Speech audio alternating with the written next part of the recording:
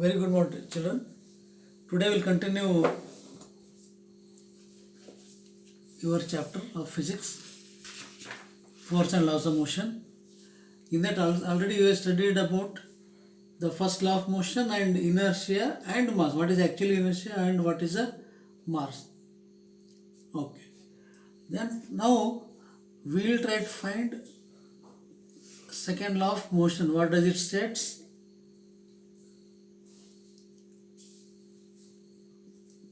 And how we can relate to our daily life.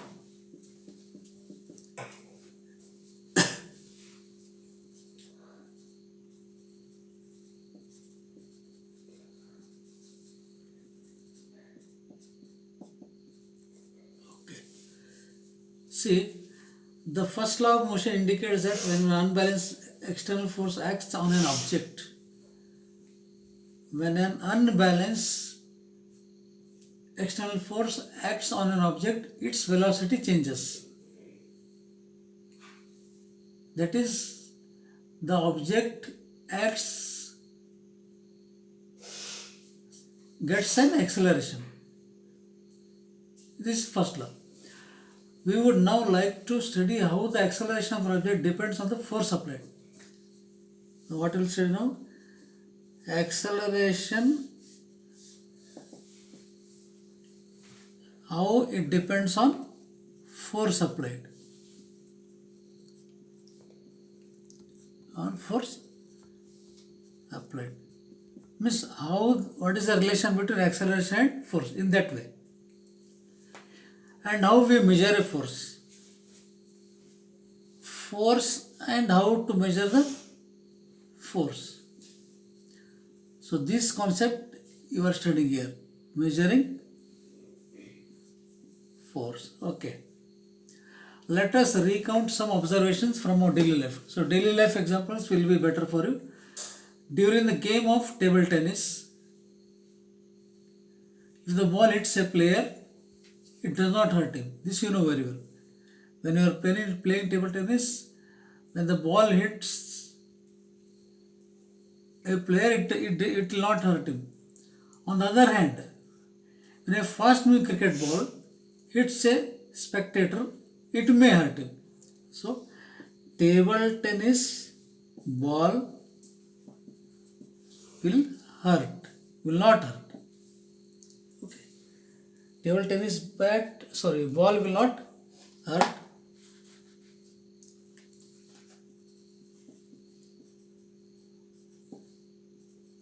A player. Okay. But cricket ball will hurt the spectator.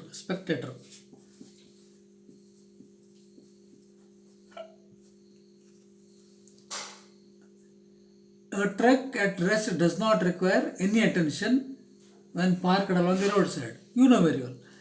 When a truck is parked at a roadside, okay, so it does not require any attention from anyone because it is parked. Okay. But a moving truck, even at speed as low as 5 meters per second, a moving truck whose speed is how much? 5 meters per second.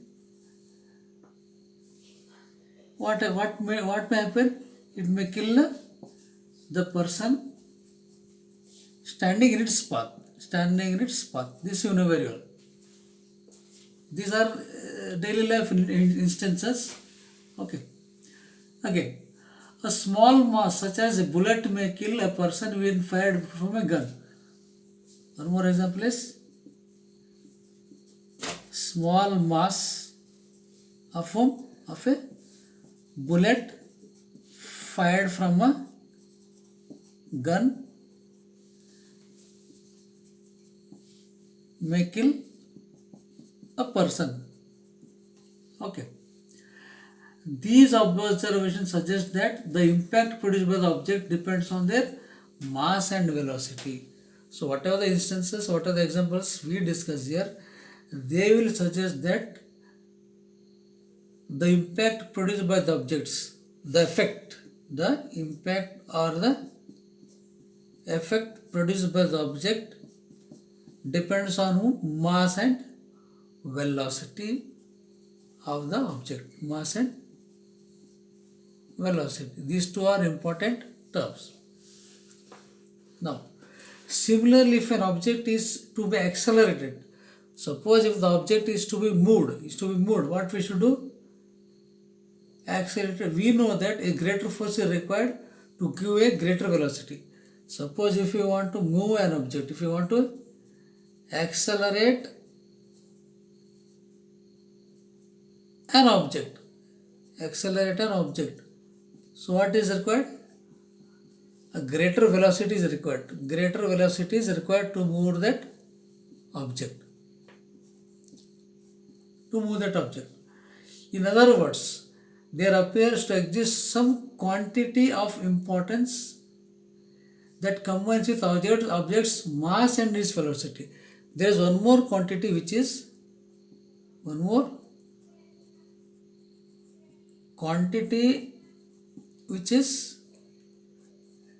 important, which combines with objects what? Mass and velocity. So there is one more quantity which is required for the working of this object along with mass and object. What are these? Okay, now we'll study.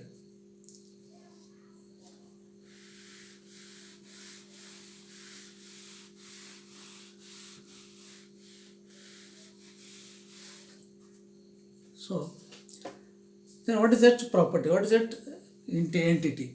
So one such property is called momentum.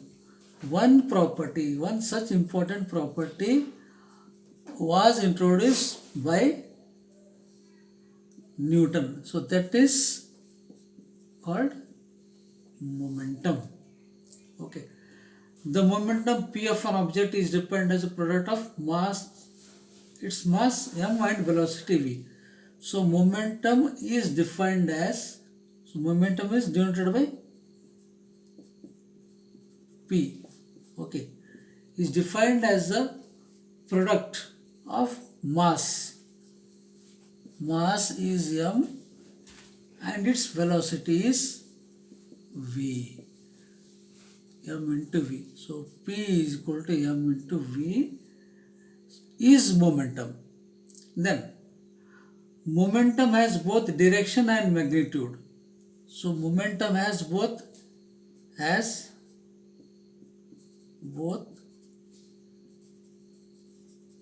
magnitude and direction. Okay.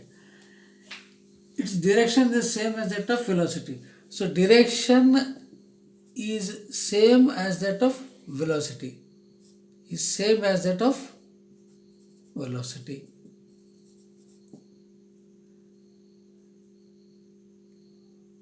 Velocity is v. Okay. The SI unit of momentum is kilogram meter per second. SI unit of momentum. So how do you get this? Is kilogram meter per second. How do you get it? We'll see P mass into velocity. So mass is measured in kilogram, velocity is measured in meter per second. So SI unit of momentum is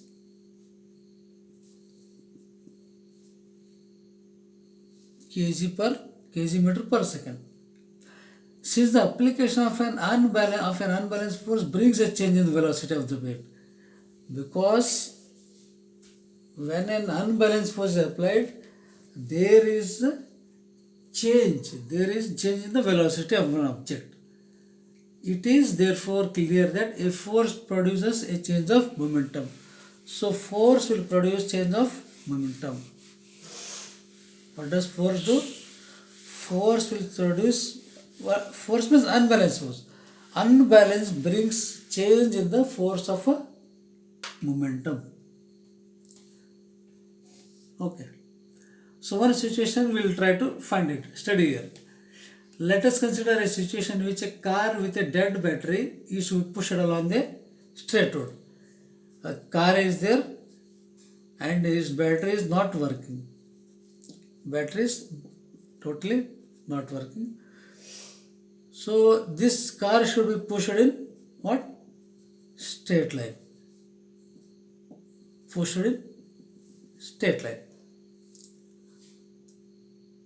To give it a speed of 1 meter per second. Okay. Why you should push? How much? If you push this, this will give a speed. It will get a speed of 1 meter per second, so that the engine will start. So this 1 meter speed is sufficient to start the engine.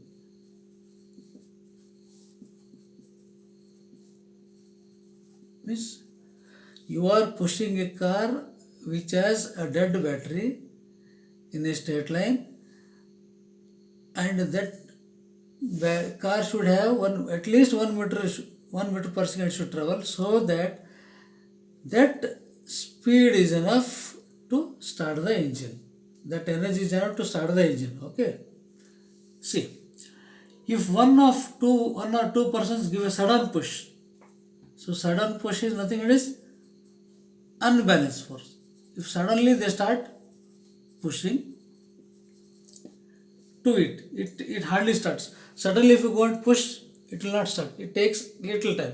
It's very hard. Sometimes it results in a gradual action of the car to this speed. Sometimes gradual means slowly acceleration. It means that the change of momentum of the car is not only determined by the magnitude, means it shows that change of momentum of car is not only determined by the magnitude of the force, but also by the time during which the force exerted. So it also depends on time, not only what?